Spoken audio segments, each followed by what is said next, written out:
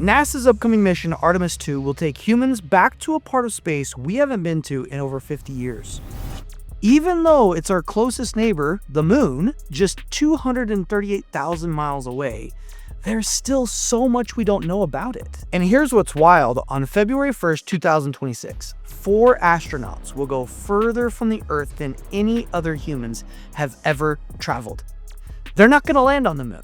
They're going to orbit it. They'll observe it, see things that have never been seen before, and then they'll come back completely changed. Take that, flat earthers. I'm just kidding, but not really. Because that's what happens when you leave the place you've been comfortable, when you go somewhere you've never been before. Now, I'm not talking about space travel. I'm talking about you. 2026 is here now. And the question isn't whether NASA is going to launch into new territory. The question is, are you going to launch into new territory? Here's what most people don't realize. The biggest thing holding you back isn't your circumstances. It's not your resources. It's not even your habits. It's your identity. The version that got you here. The version that's comfortable, familiar, safe. And your body is addicted to that identity. Not metaphorically, but literally. I mean, think about it. How many times have you known exactly what you need to do, but you didn't do it? How many times have you had the opportunity to step into something bigger and stayed small? That's not laziness. That's not a lack of knowledge, and that's not a lack of discipline. That's your body rejecting the new identity because it doesn't feel safe yet. And until you make that new identity feel safer than the old one, you'll keep going back to what's comfortable every single time. So let me ask you a question. Why did we go to the moon in the first place? It wasn't because we had the technology. We didn't. And it wasn't because it was easy. In fact, it was super freaking hard, ridiculously hard. We went to the moon because of a vision. In 1962, President John F. Kennedy stood in front of 40,000 people at Rice University and said this: "We choose to go to the moon in this decade and do the other things, not because they are easy, but because they are hard, because that goal will serve to organize and measure the best of our energies and skills, because that challenge is one that we are willing to accept, one we are unwilling to postpone, and one which we intend to win." So freaking cool, right? That vision changed everything. It gave people a reason to leave what was comfortable, a reason to step into an identity that they'd never seen before. Engineers who had never built a spacecraft became the people who put humans on the moon. And astronauts who'd never left Earth's orbit became the people who walked on another world. And in 1969, we did it. We went to the moon. We won, right? But here's the part nobody talks about is, why didn't we go back? We had the technology. We had the capability. We had proven it was possible. But we stopped. Why? Well, there's a lot of people who give a lot of reasons, but I believe because there was no vision, no compelling reason to keep going, no identity pulling us forward. And without that vision, we went back to what was comfortable. We stayed in low Earth orbit for the next 50 years until this year, which is super freaking cool, right? Same thing happens in your life. You hit a goal, you prove that you can do it, and then what?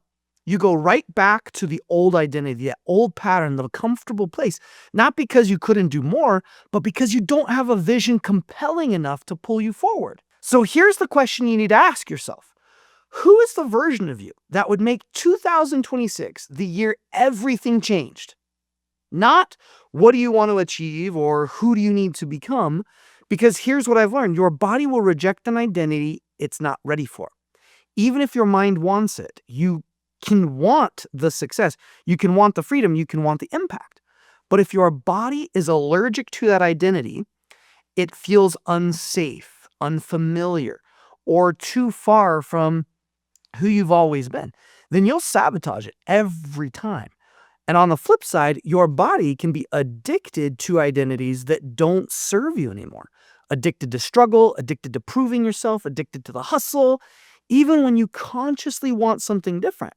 So the real work isn't just setting goals, it's becoming the person who can hold the goal. The person whose body feels safe with success, with rest, with ease.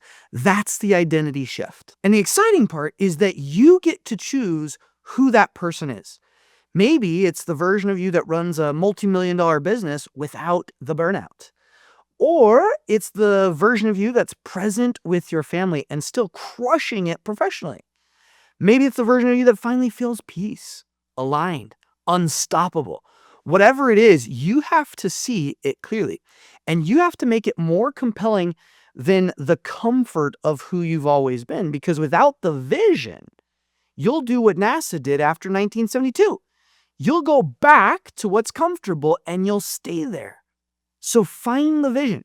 You want to compel not just yourself, but the vision that could compel multiple people, tens of thousands of people, if not millions of people, because it's clear, concise, and it helps everybody win. So here's what NASA's doing differently this time. They're not just going back to the moon.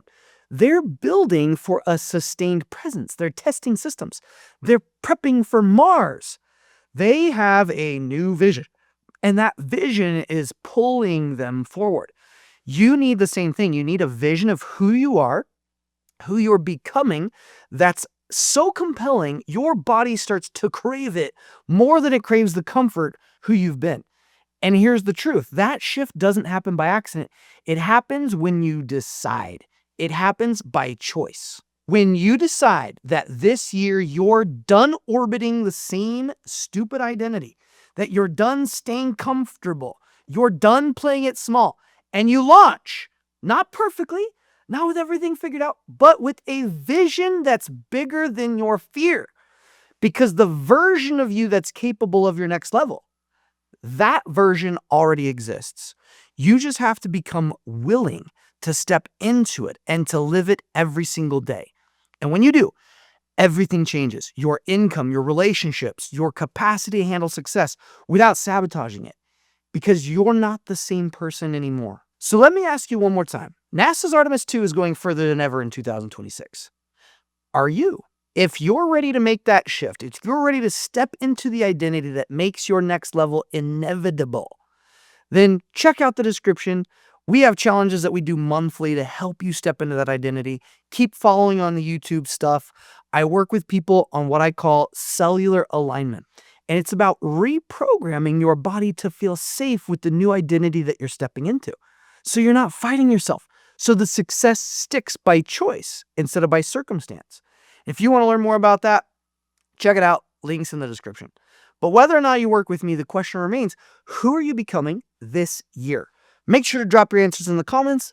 I love to see them, and I love to understand the vision that drives you. If you haven't yet subscribed, hit that bell because we're just getting started. Until next time, be unstoppable.